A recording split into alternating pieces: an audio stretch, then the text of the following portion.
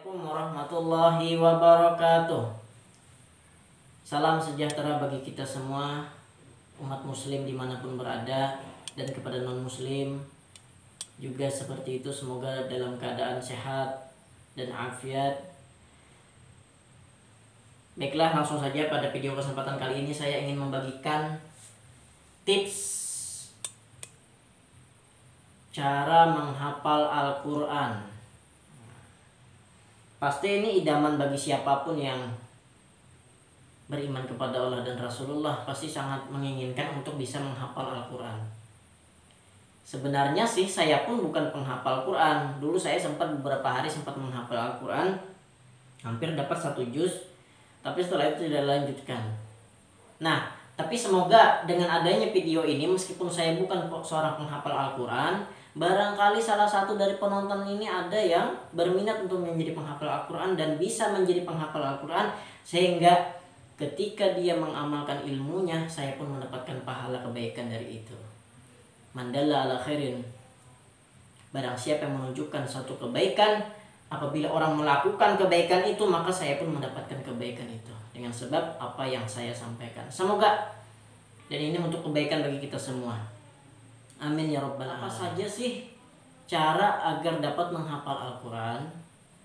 Yang pertama itu niatnya harus lurus. Luruskan niat karena Allah dan Rasulullah, bukan karena tujuan yang lain, bukan untuk tujuan duniawi. Karena kita tahu gaji seorang imam masjid para penghafal Quran itu jutaan, puluhan juta per bulannya.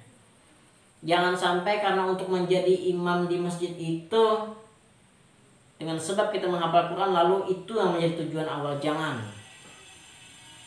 Kalau Allah sudah ridha, meskipun banyak ayat-ayat Al-Quran di dalam Al-Quran itu 6.666 itu akan mudah, karena Allah sudah ridha dengan tujuan kita, yaitu mengharapkan keridhaan dari Allah Subhanahu wa taala. Jadi niat yang pertama itu adalah niat yang benar. Yang kedua, memiliki tekad yang kuat. Tekad itu maksudnya kesungguhan dalam berbuat sesuatu, apalagi kebaikan pasti ada rintangan itu. Pasti ada hambatan yang dapat menghambat kita dari perbuatan kebaikan itu. Oleh karena itu, karena kita tahu ini benar, teruskan. Terkadang ada macam-macam halangan, rintangan, membentang, tak jadi masalah dan tak jadi beban pikiran. Merasa sulit lah, banyak lah, belum lagi godaan-godaan di luar lah. Karena katanya para penghafal Quran itu tidak bisa melihat sembarangan. Misalnya melihat perempuan, tidak bisa sembarangan melihat ini, melihat itu, karena katanya nanti hilang hafalannya. Itu memang benar itu. Jadi seorang penghafal Quran itu harus bersih dari makanan yang tidak benar, pandangan yang tidak benar, niat atau ya langkah yang tidak benar lah. Jadi itu perlu dijaga dan perlu tekad yang kuat untuk bisa menghabiskan hafalan Quran. Kemudian yang ketiga adalah memiliki teknik dalam menghafal. Apa saja tekniknya?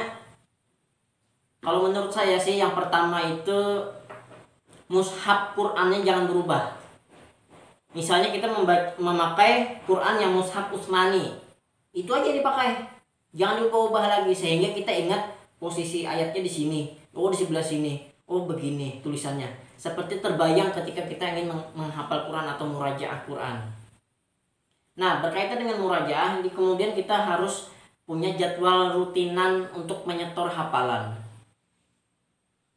Itu sangat penting, sehingga kita seperti punya tanggung jawab untuk menyelesaikan setidaknya misalnya 1 hari 5 ayat, sehingga punya tanggung jawab untuk terus meneruskan, tidak putus. Karena ayat ini kalau tidak diulang-ulang bisa hilang. Ya. Berbeda dengan memori HP, itu meskipun bertahun-tahun disimpan, ya kalau memang ada filenya di situ tidak akan hilang. Kalau ini hafalan ini bisa hilang. Nah, bagaimana kemudian caranya agar hafalan tidak hilang? Kita ulang-ulang dalam sholat, sering diterapkan dalam sholat, apalagi menjadi imam sholat. Silahkan dipakai untuk dapat mengulang-ulang hafalan-hafalan yang sudah kita punya. Kemudian tinggallah di tempat lingkungan yang memang mendukung untuk menghafal Quran. Misalnya kalian ikut kuliah di Istiki, karena di situ memang khusus masalah penghafal Quran. Ingin bisa bahasa Arab, bahasa Inggris, otomatis harus hidup di lingkungan orang yang bisa berbahasa Arab, bahasa Inggris. Kalau hanya teori, sulit untuk menerapkan bahasa Arab, bahasa Inggris. Seperti itu juga hafalan Quran. Kemudian membaca doa yang ada untuk kemudahan dalam menghafal. Contohnya Allahumma rabbi shrah li sadri wa yassir li amri wahlul 'uqdatam min lisani yafqahu qawli. Yang mana di dalam Al-Qur'an ayat ini, doa ini adalah doa yang dibaca oleh Nabi Musa alaihissalam ketika berhadapan dengan Fir'aun. Kata Allah, idhab ila fir'auna innahu tagha. Pergilah engkau wahai Musa kepada Fir'aun, karena sesungguhnya Fir'aun ini sangat durhaka saat ini. Karena katanya Fir'aun itu mengaku-ngaku Tuhan ya, penonton ya. Nah kemudian Nabi Musa ini merasa lidahnya kaku.